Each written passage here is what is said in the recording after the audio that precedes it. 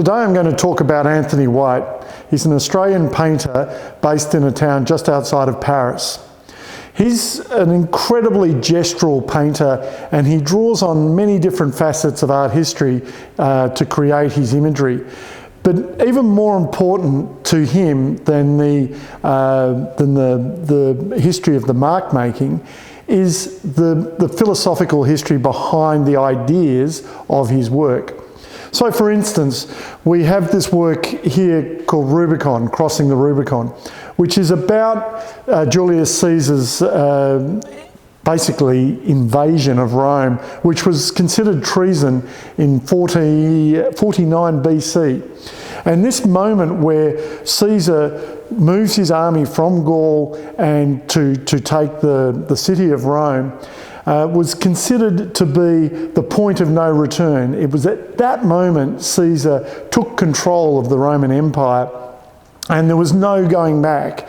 And this is a key idea in the messages in Anthony White's work. You'll see in the video of Anthony working in his studio, him dressed in his overalls and face mask, and even that has become really poignant when you think about the images on our TV screens and computer screens that are constantly revolving in our contemporary world. And that really comes to the heart of what this work is about. Anthony is really interested in history and the effect on our psyche of moments in time.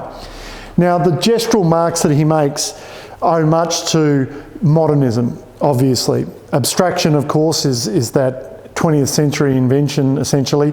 And he is very interested also in cross-cultural moments too. So action painting from Japanese modernist artists, where the moment or the intensity of the mark making happens, and it happens in a heartbeat, and then is layered and layered.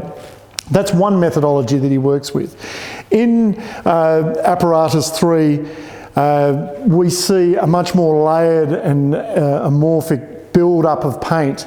And this is quite fascinating painting because on the one hand it's talking about the First Fleet, and on the other hand it's talking about people who have come to the country or come to Australia via immigration boats, legal, illegal.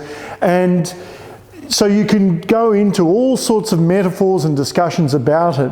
But for me, the level that I like to consider that painting, indeed both paintings, is what the painting gives to me. And this is a painting essentially about the sea and that movement that you see. And of course, painting the ocean is an incredibly difficult thing to do.